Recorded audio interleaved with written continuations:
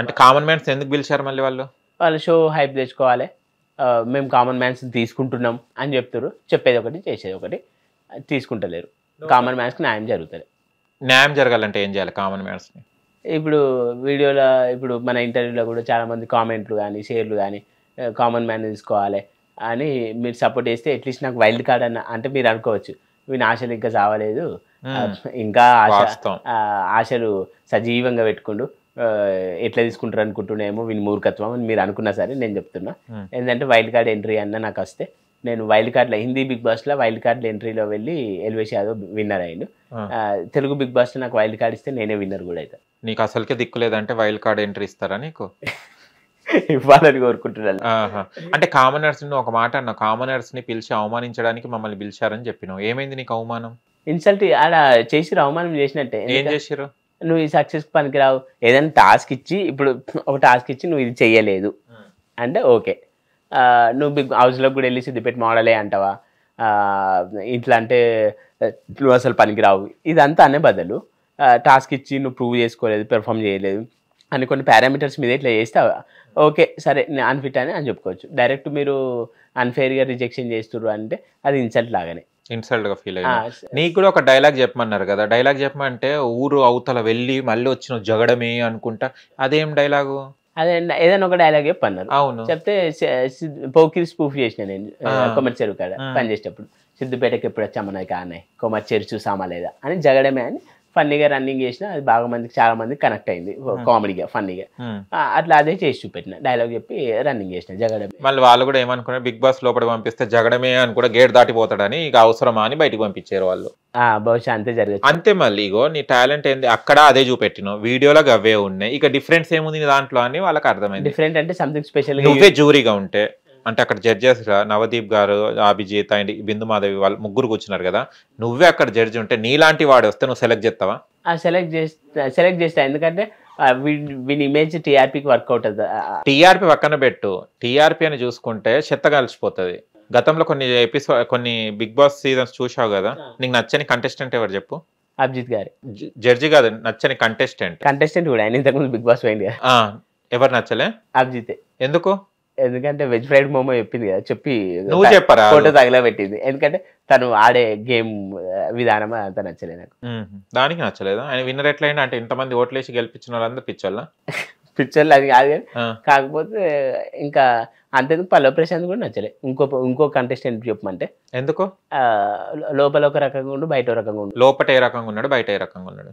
లోపల కింద పడ్డ మెతుకులు తిని అదంతా ఓకే, కాకపోతే ఆయన ఒకటి ప్రామిస్ చేయకుంటే బాగుండేది. ఏ ప్రామిస్? రైతులకు డబ్బులు వస్తా అని, అది చేయకుంటే బాగుండు.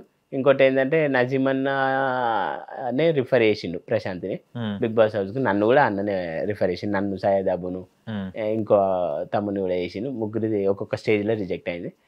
నజీమన్న రిఫర్ చేసినందుకు లోపల ఉన్నందుకు బట్టలు చూసుకుని అన్ని చూసుకుండు కాబట్టి నజీమన్న చూసుకుండు. అయితే ఇంకోటి ఏంటంటే తను రైతులకు పంచుతా అనేది చెప్పకుంటే బాగుండదు. అంటే పల్లవి ప్రశాంత్కి ఆయన వ్యూస్ చూసి ఆయన ఏంటి అన్నా నన్ను బిగ్ బాస్ లోపలికి పంపియండి అని దానికి పిలవలేదు వాళ్ళు, నాజిమ్ అన్న హెల్ప్ చేస్తే లోపలి పోయిండా అంటే నువ్వు చెప్పే ప్రకారం? అంటే నాజిమ్ అన్న ఒక కర్త కర్మక్రియలాగా ఒక సొంత అన్నలాగా సపోర్ట్ చేసిండు. తనకు నాజిమ్ అన్ననే సపోర్ట్ చేసిండని తెలిసి బిగ్ బాస్ ఎట్లా అప్రోచ్ అవ్వాలి, బిగ్ బాస్ టీం వల్ల నాకు పరిచయం అన్నట్టు, ఎట్లా అప్రోచ్ అవ్వాలని అన్నకు నిల్చుంటుందని నేను కూడా పలుమార్లు అన్నకు ఫోన్ చేస్తే అసలు 1 year వరకు తను డిసప్పాయింట్మెంట్లో. ఎందుకంటే మామూలు అడిగితే చెప్పిండు ఏంటంటే కొన్ని పంపితేనే వాడు కృతజ్ఞత చూపెట్టలేదు, నిన్ను పంపితే ఎవరిని పంపితే కృతజ్ఞత ఎవరు చూపెట్టలేదు?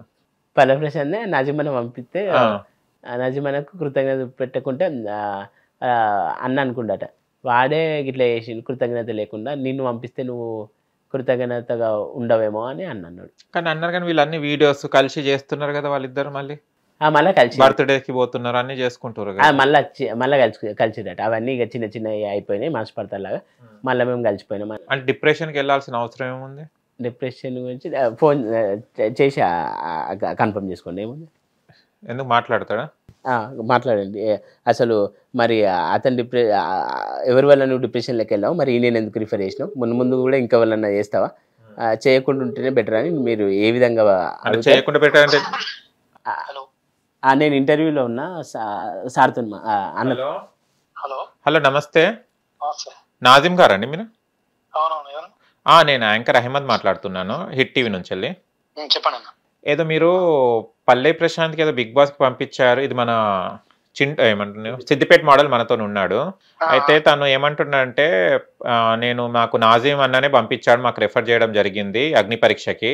అలాగనే గతంలో కూడా పల్లె ప్రశాంత్కి నేను రెఫర్ చేయడం, నాజీం అన్ననే రెఫర్ చేశాడు. బట్ ఆ కృతజ్ఞత పల్లె ప్రశాంత్ పెట్టుకోలేదు. దానివల్ల 1 year వరకు నాజీం అన్న డిప్రెషన్కి వెళ్ళి ఇక ఎవరికి హెల్ప్ చేయొద్దన్న నిర్ణయం తీసుకున్నాడు.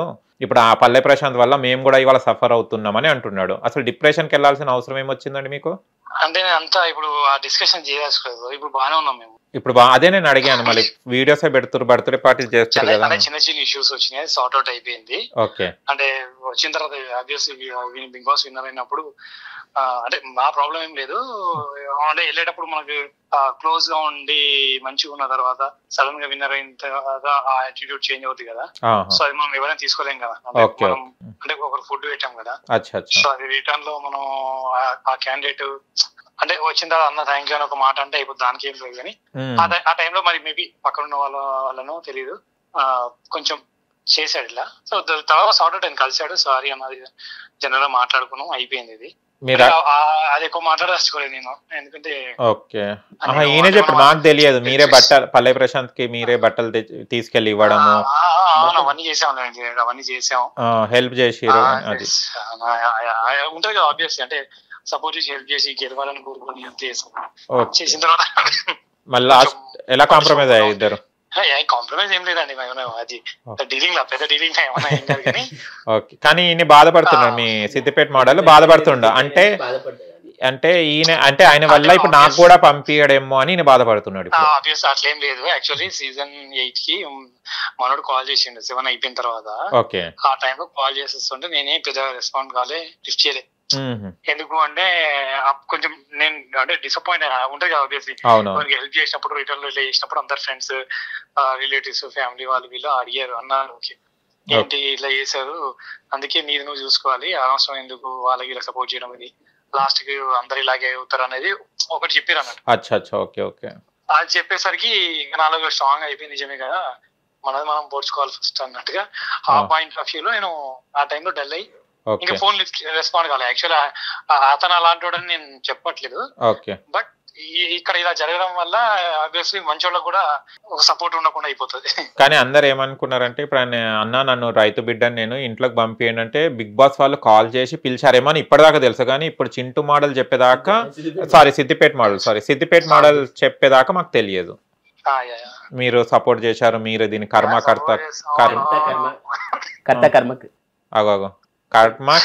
క్రియ అంతా మీరేనట్టు. అలా ఏం లేదు, తనకు ఆల్రెడీ తనకు రీచ్ ఉంది ఆ టైంకి, రీచ్ ఉంది.